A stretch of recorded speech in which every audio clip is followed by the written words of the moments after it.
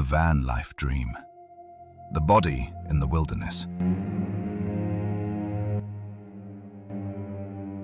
She was the girl on your feed. Blonde, smiling, painting sunsets on the side of a white Ford Transit. 200,000 followers watched her dance in front of that van, watched her kiss her fiancé in national parks, watched her live the dream. Then the dream went quiet. August 27th, her last post. A mosaic of butterflies. A caption about happy moments. 13 days later, the van came home to Florida. The fiancé was driving. Gabby wasn't in it. He wouldn't speak, wouldn't look at her parents. He lawyered up before the sun went down. Somewhere in Wyoming, under a canopy of lodgepole pines, the ground held a secret.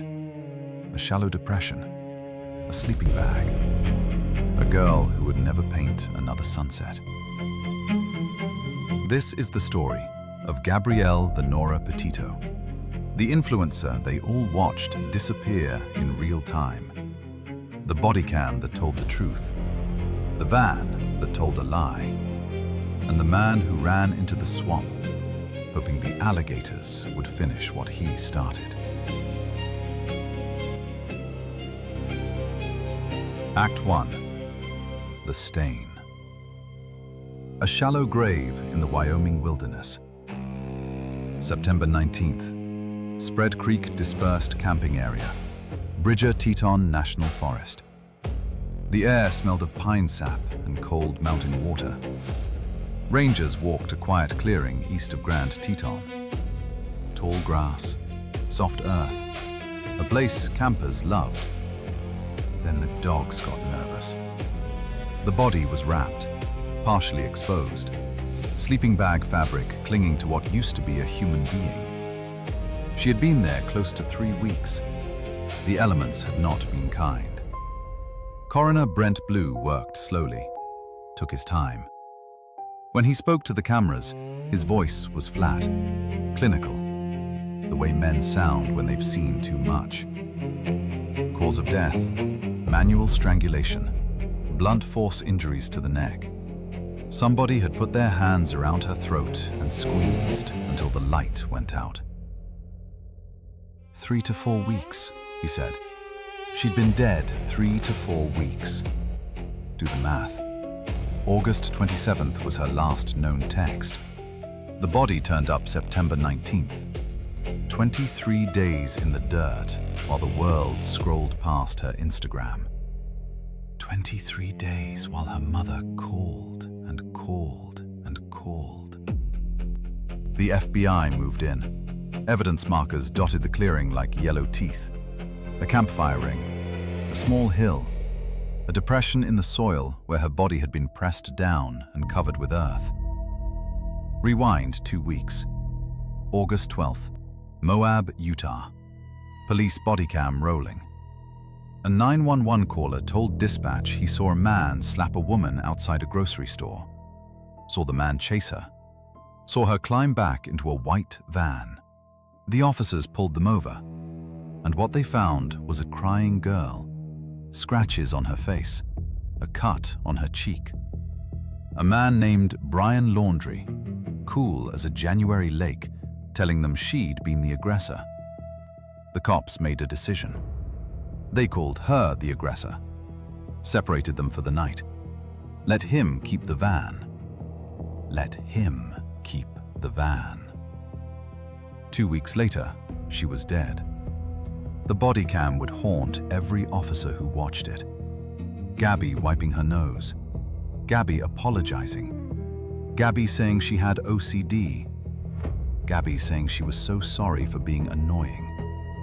A man with scratches on his arm. A woman with bruises on her neck. And a system that couldn't read the room. The case had a body now. It had a cause of death. It had a fiancé who'd already driven home alone. But the fiancé was already running. Act 2. The Shadows. The fiancé who came home without her. September 1st, Northport, Florida. The van pulls into the driveway of Christopher and Roberta Laundrie's house. Brian gets out, alone, goes inside, shuts the door. The Petitos call, no answer. They text, no answer. They drive to the laundry house. Roberta opens the door a crack, refuses to let them in, refuses to say where Gabby is. Their son came home in their future daughter-in-law's van, and the Laundries said nothing. For 10 days, nothing. No missing persons report from his side. No phone call to her parents. No tip to police. Just a family circling its wagons and a son walking the backyard at dusk. The Petitos filed the report themselves. September 11th, a date that already carried weight in that country. The cops seized the van, found a hard drive, found her phone, found her journal. The nation turned into a detective agency overnight. TikTok sleuths, Reddit threads, armchair profilers with ring lights and opinions. Everyone had a theory. Nobody had her. Then came the body cam release. Moab, Utah. The internet watched a dead woman cry, watched her take the blame, watched officers shake hands with Brian Laundrie and send him on his way. People lost their minds. Petitions, lawsuits, a city's police department under siege by a viral nation that wanted someone to pay. But Brian Laundrie was not paying. Brian Laundrie was going hiking. September 14th. His parents would later claim he left the house with a backpack, told them he was going to the Carlton Reserve, 25,000 acres of Florida swamp. Alligators, water moccasins, mud that swallows a man whole. He didn't come back. The parents waited 3 days to report him missing. 3 days. Now the feds had 2 missing persons. One body in Wyoming, one ghost in the swamp. And a family that had told at least one version of events that didn't hold up. The Mustang he'd taken to the reserve. His parents had already retrieved it once, moved it, told the story wrong the first time. The FBI raided the house, took laptops, took storage devices, took the Ford Transit that used to be Gabby's rolling home. And outside, on the lawn, a circus.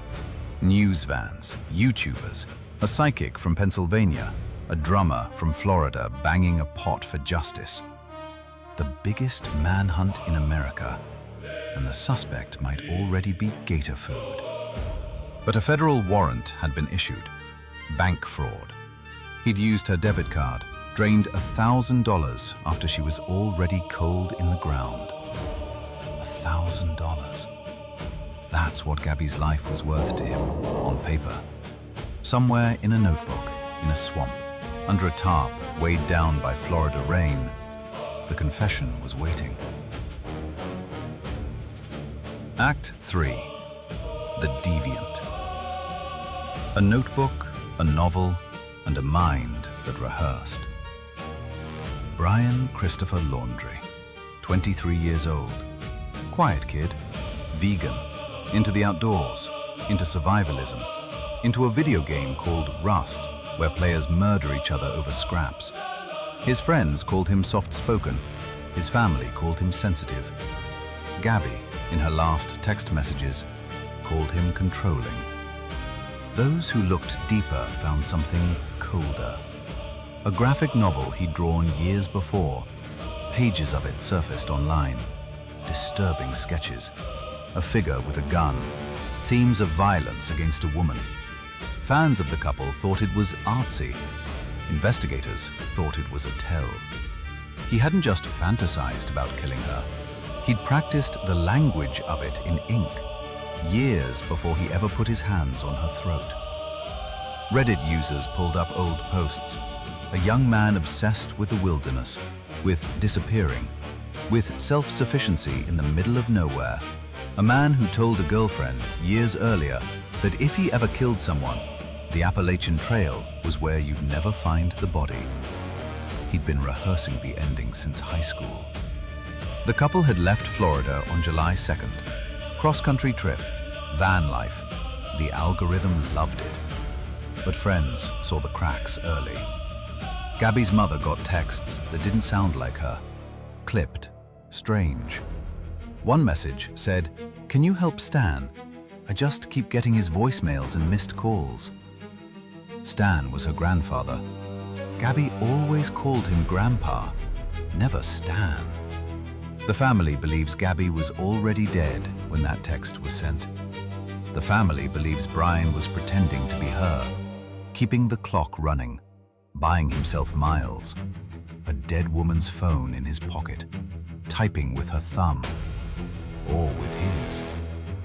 Witnesses at a restaurant in Jackson, Wyoming described the last sighting, August 27th, a restaurant called Merlin's. Brian aggressive with the waitstaff, Gabby crying, Brian storming in and out. Then they were gone. Then she was gone. The timeline the FBI eventually built was brutal.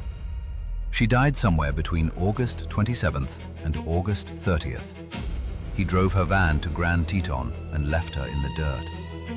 Then he drove back alone, stopped at Whole Foods, took his time. He posted nothing. He grieved nothing. He bought groceries. Then he came home to Florida and went hiking with his parents. Hiking in Fort DeSoto Park. 3 days with Mom and Dad while Gabby's family screamed into voicemail. He'd already left her. He was pretending to be a son on a camping trip. October 20th. Skeletal remains found in the Carlton Reserve. A backpack, a notebook, a revolver. Dental records confirmed it. Brian Laundrie had shot himself in the head. And in that waterproof notebook, pages still legible despite the Florida rot, he'd written the ending himself. Act 4. The Trap. The confession in the swamp. The notebook was the gold. 8 pages, handwritten, soaked, warped, but readable. Brian Laundrie confessed, in ink, to ending Gabby Petito's life. But the confession was not a confession. It was a performance. He wrote that Gabby had fallen into a creek, that she was cold, that she was in pain, that she was begging him to end her suffering. He wrote that he'd done it out of mercy, a tender killer, a merciful strangler. 8 pages of a man trying to sell himself a fairy tale before he pulled the trigger. The coroner had already called it manual strangulation, blunt force to the neck. You don't strangle someone out of love. You strangle them because you want them to stop existing. The mercy defense died the moment Dr. Blue spoke. The FBI built the trap in pieces. Cell tower pings placed the van in the Spread Creek camping area on August 27th. Surveillance from a Whole Foods placed Brian alone in Jackson on August 30th. Receipts, timestamps, a paper trail soaked in her absence. The debit card, her debit card, used after her death. $1,000, a federal crime. The warrant that had been waiting in a drawer, he knew. Somewhere in a Florida living room, staring at the wall, he knew they were coming. So he walked into the swamp with his father's revolver and a notebook, and he wrote the version of events he wanted on his headstone. Then he used the gun. The remains were found because the water dropped. Carlton Reserve flooded in September. Search teams couldn't cover it. By October, the water pulled back and the bones came up with it. His parents walked the trail with investigators that day. His mother found a dry bag. His father spotted the backpack. After weeks of the FBI finding nothing, The parents walked in and found everything within hours. Make of that what you will. A grand jury never charged them with obstruction. The FBI's final report was blunt. Brian Laundrie was responsible for Gabby Petito's death. Case closed. No trial, no verdict. No cross-examination of the man who'd written 8 pages trying to be the hero of his own murder. Justice in America sometimes looks like a revolver in a swamp. The Petitos got their daughter back in a casket. They held a funeral on Long Island. They wore white because that's who she was. Bright, soft, full of light. A casket instead of a wedding. The van was eventually auctioned off. The notebook is a federal exhibit. The body cam footage from Moab is a training tape now. Every domestic violence class in America plays it. And somewhere in a Florida file cabinet, the civil lawsuits keep grinding. The parents of Brian Laundrie sued for defamation. The parents of Gabby Petito sued for the silence that let her killer run. The truth was in the swamp, and the swamp had given it up. Act 5. The Void. The body cam, the system, the missing who didn't trend. She was 22 years old, 5'5", 100 pounds, soaking wet. She wanted to be a YouTuber. She wanted to see every national park. She wanted to come home and get married. She got none of it. The autopsy said strangulation took at least 4 minutes. 4 minutes of a man's hands around her neck. 4 minutes of her eyes on his face. 4 minutes for him to stop. And he didn't stop. Then he drove her van home and posted nothing. The body cam from Moab is the part that keeps people up at night. Watch it. Watch the officers. Watch them fail. Watch them hear, "My fiance grabbed me by the face," and then decide she was the aggressor because she was crying too hard to speak clearly. A lawsuit later found the officers had violated Utah's domestic violence statute. Should have arrested Brian. Should have separated them. Should have listened. They didn't. And 2 weeks later, the system had a corpse to apologize to. The Petitos sued. Settled. Moab changed its protocols. A training video now carries Gabby's face. Small comfort. Her mother said it best. "I don't want anyone else's daughter to die because the police couldn't tell who was scared." Then, the harder truth. The one the news cycle didn't want. While America turned itself inside out looking for a white, blonde influencer, 710 indigenous people had gone missing in Wyoming alone over the previous decade. Most of them women. Most of them girls. Their faces didn't trend. Their van didn't have a TikTok account. Journalists coined a term, missing white woman syndrome, the phenomenon of a media ecosystem that mobilizes for one kind of victim and shrugs for another. Gabby didn't ask for it. Gabby didn't choose the algorithm that loved her face. She was a victim twice, once of the man who killed her, and once of a country that only notices some of its ghosts. Her mother, Nicole, wrote a book. Her father, Joe, started a foundation. They fund searches for the missing who don't trend.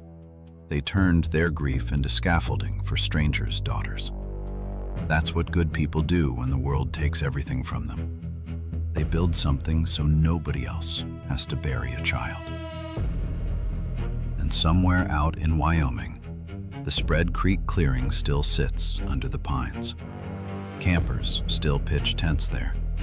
The grass has grown back over the depression in the soil. The land doesn't remember. The land never does. But we do. We remember every butterfly she ever drew. Epilogue. The girl the world watched vanish. The sisters we never looked for. Gabrielle Venora Petito. March 19th, 1999 to August 2021. She was engaged to the man who killed her. She trusted him. She went into the wilderness with him. She never came out. The killer is in the ground. The fiancé is in the ground. The case is closed on paper and open in every home where a woman second-guesses the bruise on her wrist. What remains is a body cam that should have saved her, a notebook that should never have been written, a family who built a foundation out of a funeral, and 710 names Wyoming never learned by heart. The truth about Gabby Petito is the truth about all of them. That love can be a leash. That a quiet boyfriend can be the loudest warning sign. That the algorithm doesn't care who lives and who doesn't. She painted sunsets on the side of a van. She smiled for a phone. She kissed a man who would strangle her in the mountains. She was alive at sunset on August 27th. By the time the moon rose, she was already a memory the internet refused to